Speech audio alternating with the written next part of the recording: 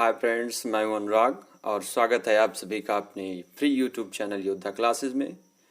दोस्तों, योद्धा क्लासेस में ज्योग्राफी की बहुत ही महत्वपूर्ण सीरीज चल रही है और आज इस सीरीज के अंतर्गत हम बात करने वाले हैं भारत की झीलों के बारे में।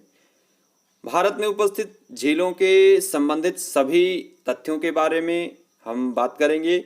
इसके पहले वाले वीडियो में हमने विश्व की झीलों के प्रकार, इन तथ्यों पर इसके पिछले वीडियो में चर्चा की थी। तो आप पिछला वीडियो, इसके पहले वाला पूरा देखें, उसके बाद इस वीडियो को भी पूरा देखें तो निश्चित रूप से झीलों से संबंधित सभी प्रश्न आप अपनी परीक्षा में हल कर पाएंगे।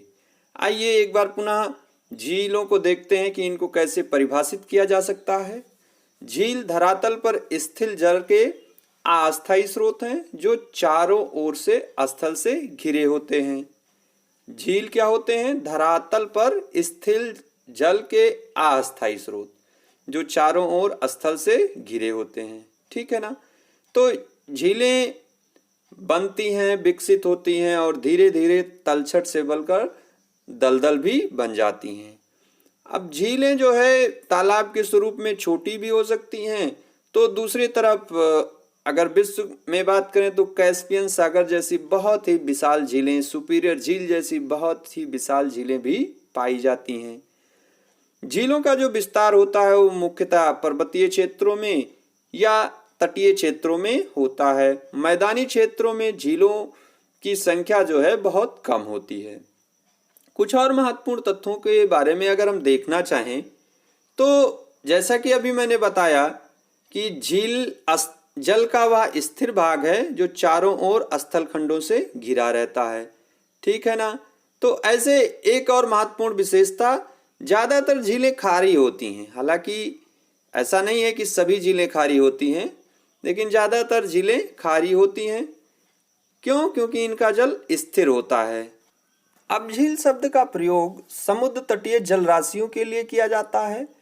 ऐसी जलराशियां समुद्र तटीय ऐसी जलराशियां जिनका समुद्र से अप्रत्यक्ष संबंध रहता है।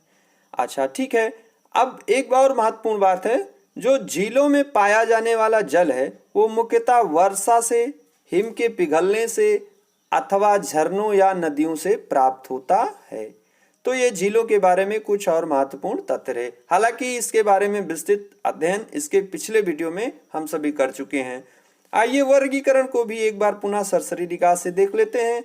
तो झीलों का वर्गीकरण मुख्यतः दो आधार पर किया गया है। पहला जल की प्रकृति के आधार पर और दूसरा उनकी बनावट के आधार पर। जल की प्रकृति के आधार पर झीलें दो भागों में विभाजित की गई हैं, खारे पानी की झील और मीठे पानी की झील। खारे पानी की झील का मतलब हुआ कि जिनका जल खारा होता है, यानी उसमें लवणता होती है। ठीक है ना? उदाहरण की बात करें अगर भारत में, तो सांभर झील जो राजस्थान में स्थित है, भारत की सबसे अधिक खारे पानी की यही झील है, सांभर झील। इसको आप याद रखिएगा। चिल्का झील जो उड़ीसा में है, ये भारत की सबसे बड़ी लैगून झील है। ये कहाँ पर स्थित है? उड़ीसा में स्थित है, उत्तरी सरकार तट पर। लैगून हमने बताया था पिछले वीडियो में भी कि लैगून क्या होते हैं। आइए एक बार पुनः इनको समझने का प्रयास करते हैं। लैगून या अनूप झीलें डेल्टाई झीलों का ही एक स्वरूप है जो वास्तव में तटीय भाग में समुद्र से बालू या प्रवाह द्वारा अलग हो जाते हैं। अब एक सामान्य दृष्टि से देखें तो इनका समुद्र से संबंध नहीं दिखाई पड़ता, लेकिन ये कहीं ना कहीं पतली नली के द्वारा समुद्र से संबंधित रहती हैं। इसके अलावा जब लहरें उठती हैं तो लहरों के माध्यम से भी इसमें जल लगातार भरा करता है। तो ये लैगून हुआ, आप देख सकते हैं यहाँ पर। इसके अलावा अगर बात करें दूसरे आधार पर, तो बनावट के आधार पर भी झीलों को दो मुख्य भागों में विभाजित किया गया है, प्राकृतिक झीलें और कृत्रिम झीलें। प्राकृतिक झीलें जो प्राकृतिक रूप से भूमि की हलचलों के द्वारा, धरातल के धंसने या उठने के कारण, वलन या भ्रंशन के कारण बनी हैं, तो वो हो गई प्राकृतिक झीलें। इनको पुनः विभाजित किया गया है 5 भागों में। इन सब के बारे में हम विस्तृत अध्ययन इसके पिछले वीडियो में कर चुके हैं। तो कौन कौन सी हैं देख लेते हैं। विवर्तनिक झीलें जो धरातल के धंसने या उठने से बन जाती हैं। हिमानी निर्मित झीलें जो हिमानी के फिसलने से, हिमानी के निर्माण से, हिमानी के गिरने से धरातल ये भाग पर इन झीलों का निर्माण होता है। पहाड़ी क्षेत्रों में इनका ज़्यादा स्वरूप देखने को मिलता है। डेल्टाई झीलें, जब नदियाँ समुद्र तटीय भाग में पहुँचती हैं तो कई वितरिकाओं में यानी शाखाओं में बढ़ जाती हैं। इन शाखाओं के बीच में क्या होता है, जब जल कहीं गहरा भाग बन जाए, जल वहीं इकट्ठा हो जाता है, तो इसको कहते हैं डेल्टाई झीलें। लैगून झीलें या अनूप झीलें अभी अभी हमने बताया, ये वास्तव में डेल्टाई झीलों का एक स्वरूप ही है जो तटीय भाग में समुद्र से बालू या प्रवाह द्वारा झील नुमा आकृति बना लेने से होता है। ठीक है ना, ये आपको समझ में आ गया होगा।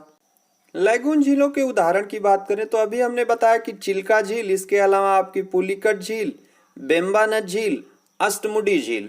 बेम्बानद और अष्टमुडी आपके केरल में है, चिल्का उड़ीसा में है और पुलिकट ये मुख्यतः आंध्र प्रदेश और इसका कुछ हिस्सा तमिलनाडु में भी आता है। आइए अब वायु निर्मित या पवन निर्मित झीलों की बात करते हैं। इसमें दो मुख्य भाग होते हैं, एक प्लाया या शैलनाश। तो प्लाया क्या है, चौरस सतह पर अनप्रवाहित द्रोणी वाली छोटी झीलों को प्लाया कहते हैं। ठीक है ना, ये छोटी झीलें होती हैं जिनका जल गर्मी में भाप बनकर उड़ जाता है। अब इनको जो है अधिक नमक वाली जो प्लाया है उनको सैलिनास कहते हैं। प्लाया को अरब रेगिस्तान में खबारी कहते हैं तथा इन्हें मलमाहा और सहारा में सिट कहा जाता है। उदाहरण की बात करें तो डीडवाना झील राजस्थान में, यहाँ पर प्लाया का उदाहरण दिया गया है, आप इसके माध्यम से समझ सकते हैं। तो प्लाया के बाद दूसरा है बालसन। बालसन क्या है, पहाड़ियों द्वारा घिरे अभिकेंद्री अपवाह वाले विस्तृत गर्त को बालसन कहते हैं।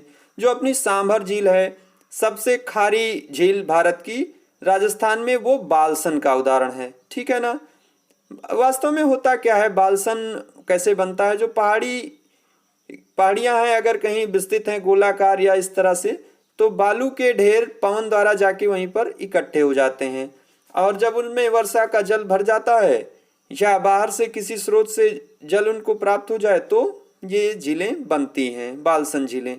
ठीक है ना, इसके अलावा कृत्रिम झीलें या मानव निर्मित झीलें, जिनका निर्माण बांधों को बनाने में, जलाशयों को बनाने में, इन सभी के द्वारा या बहुत सारी जो बहुउद्देशीय परियोजनाएं हैं उनको बनाने के दौरान कृत्रिम झीलों का निर्माण या मानव निर्मित झीलों का निर्माण होता है। तो दोस्तों ये झीलों का वर्गीकरण रहा। अब हम देखेंगे भारत में स्थित प्रमुख झीलें, प्रदेशवार उनकी स्थिति और उनके बारे में जो विशिष्ट तथ्य हैं उसको भी देखने और समझने का प्रयास करेंगे। आइए सबसे उत्तरी सिरे से शुरू करते हैं, जम्मू कश्मीर और लद्दाख क्षेत्र से। तो पैंगोंग झील ये लद्दाख में स्थित है, जिसका कुछ हिस्सा तिब्बत में यानी चीन के अंडर में भी आता है। शेषनाग झील ये झेलम नदी का उद्गम स्थल है। आप इनकी जो स्थिति है उसको भी मैप में देखते रहें। अनंतनाग झील, डल झील जानते हैं आप, हाउस बोटिंग के लिए विश्व प्रसिद्ध है। ठीक है ना, इसके अलावा बैरीनाग झील, मानसबल झील, अच्छाबल, गंधारबल, नागिन झील और सबसे प्रमुख एक है अंचार झील जो श्रीनगर में स्थित है। एक इसमें जो सबसे महत्वपूर्ण है वो है उलर झील। उलर झील भारत में मीठे पानी की सबसे बड़ी झील है, ये आप याद रखिएगा। उलर झील पर ही तुलबुल परियोजना जो है स्थित है। यह झील जो है झेलम नदी पर स्थित है। ठीक है ना, तो अगर जम्मू कश्मीर की झीलों की बात करें तो नागिन और डल झीलें और बल वाली झीलें ये कहाँ पर हैं, जम्मू कश्मीर में हैं। हिमाचल प्रदेश में 3 प्रमुख झीलें हैं, सूरजताल, चंद्रताल, रेणुका झील। इसके अलावा एक और झील है खज्जर झील। कौन सी झील, खज्जर झील। तो ये 4 झीलें प्रमुख रूप से हिमाचल प्रदेश में हैं। आइए उसके आगे चलते हैं उत्तराखंड में। उत्तराखंड में आपका रूपकुंड, जिसको कंकाल झील या रहस्यमयी झील कहते हैं क्योंकि यहाँ बहुत सारे कंकाल प्राप्त हुए थे। यह चमोली जिले में स्थित है, इसको आप याद रखिएगा, बहुत महत्वपूर्ण है। रूपकुंड जो कंकाल झील या रहस्यमयी झील कहते हैं। इसके अलावा जितने ताल वाली झीलें हैं, माला ताल, नैनीताल, भीमताल, राकस ताल, मल्ला ताल, देवताल, नौकुचिया ताल, खुरपताल, ये सब कहाँ हैं, उत्तराखंड में हैं, ये आप जानते भी होंगे। सिक्किम की बात करें तो सिक्किम में चोलामू झील जो भारत की सबसे ऊंची झील है, याद रखिएगा आप, चोलामू झील भारत की सबसे ऊंची झील है।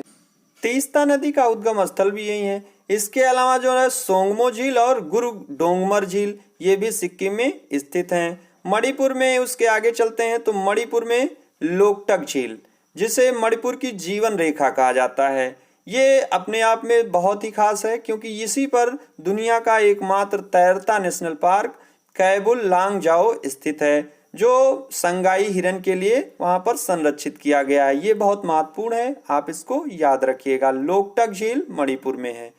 उसके आगे चलें तो असम में आपकी चपनाला झील है। मेघालय में उमियम झील है जो शिलांग जिले में स्थित है। मिजोरम में एक झील है प्रमुख रूप से, वो है पाला झील। ठीक है ना।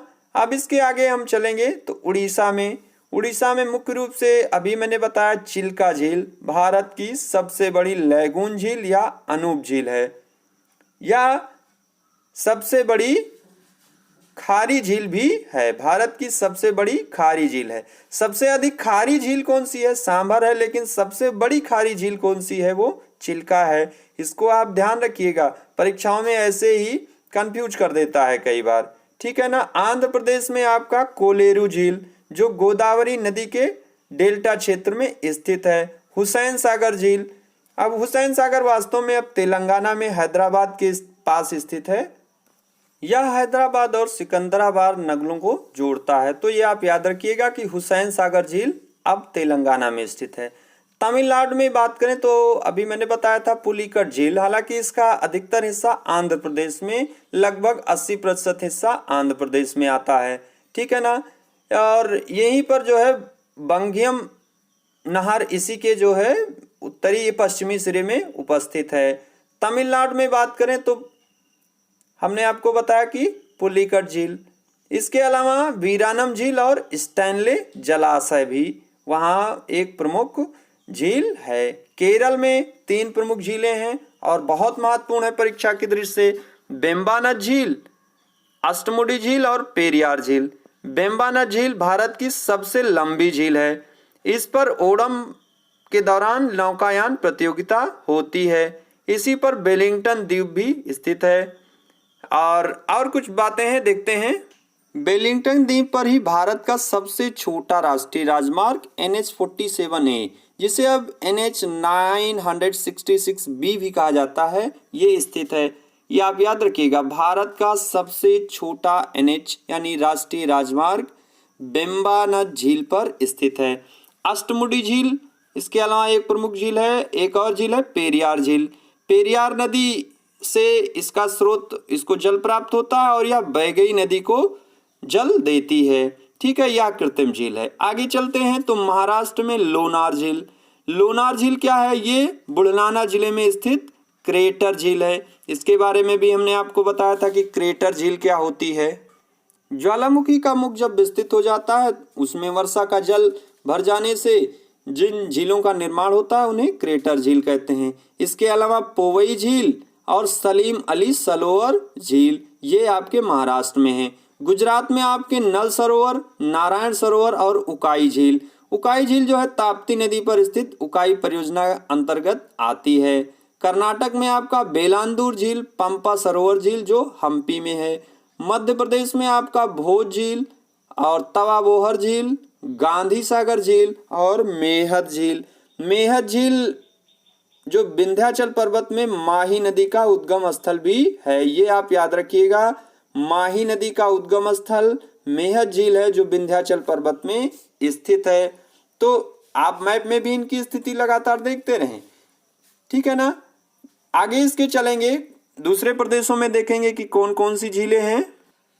तो मध्य प्रदेश की प्रमुख झीलें जो है भोज झील, तवाबोहर झील, गांधी सागर झील और मेहद झील जो विंध्याचल पर्वत में माही नदी का उद्गम स्थल भी है। अब इसके आगे हम चलेंगे और राजस्थान और इन क्षेत्रों राज्यों में देखेंगे कि कौन कौन सी प्रमुख झीलें हैं। राजस्थान में आपका राजसमंद झील जो उदयपुर जिले में स्थित है और साबरमती नदी का उद्गम स्थल भी है। इसके अलावा जयसमंद, लुनकसनर, फतेह सागर, सांभर झील हमने आपको बताया कि भारत की सर्वाधिक खारे पानी वाली झील है। यह बालसन का उदाहरण है। बालसन भी हम बता चुके हैं इसी वीडियो में पीछे। पूरा वीडियो जब आप देखेंगे तो कोई भी तथ्य बचेगा नहीं। डीडवाना झील या प्लाया का उदाहरण है। पिछौला झील, नक्की झील, पुष्कर झील। पुष्कर झील भी एक क्रेटर झील है और इसी के किनारे जो भारत का सबसे प्रसिद्ध पुष्कर मेला लगता है। ठीक है ना। उत्तर प्रदेश की अगर बात करें तो उत्तर प्रदेश में आपके फुलहार झील जो पीलीभीत जिले में स्थित है और गोमती नदी का उद्गम स्थल है। ये आप याद रखिएगा, फुलहार झील गोमती नदी का उद्गम स्थल है और कहाँ पर स्थित है? पीलीभीत में, उत्तर प्रदेश में स्थित है। गोविंद बल्लभ पंत सागर या रिहन नदी पर बनाई गई कृत्रिम झील है और भारत की सबसे बड़ी झील भी है। गोविंद बल्लभ पंत सागर ये कहाँ पर है? ये रिहंद नदी पर स्थापित सोनभद्र जिले में रेणुकूट पर स्थित है। तो मैप में भी आप स्थिति इनकी लगातार देखते रहें। तो दोस्तों आज हमने भारत के प्रमुख झीलों के बारे में सभी महत्वपूर्ण तथ्यों के बारे में बात किया है। एक और तथ्य है, आइए उसको भी देख लेते हैं, फिर आज इस वीडियो को समाप्त करेंगे। राष्ट्रीय झील संरक्षण परियोजना। इस परियोजना का आरंभ केंद्रीय वन एवं पर्यावरण मंत्रालय द्वारा जून 2001 में किया गया था। ये बहुत महत्वपूर्ण बात है, आप इसको जानते रहिए। जिसमें 14 राज्यों की 58 झीलों के संरक्षण की बात कही गई है। 2009 तक इसमें 58 झीलों की स्वीकृति थी। हाल ही में इस सूची में ऊटी जो तमिलनाडु में स्थित है और भीमताल को शामिल किया गया है, यानी अब 60 झीलें इसके अंतर्गत आ गई हैं। राष्ट्रीय झील संरक्षण परियोजना जून 2001 में प्रारंभ की गई। तो दोस्तों भारत की झीलों के बारे में सभी तथ्यों पर आज हमने बात की। अगर इस वीडियो को आप पूरा देखते हैं तो मुझे आशा है कि अब कोई भी प्रश्न भारत की झीलों से संबंधित ऐसा नहीं होगा जो आप ना हल कर सकें। तो आप इस वीडियो को पूरा देखें और झीलों से संबंधित सभी तथ्य आप समझ जाएंगे। आप सभी पढ़ते रहें, अपना अध्ययन जारी रखें। सभी को नमस्कार, बाय बाय।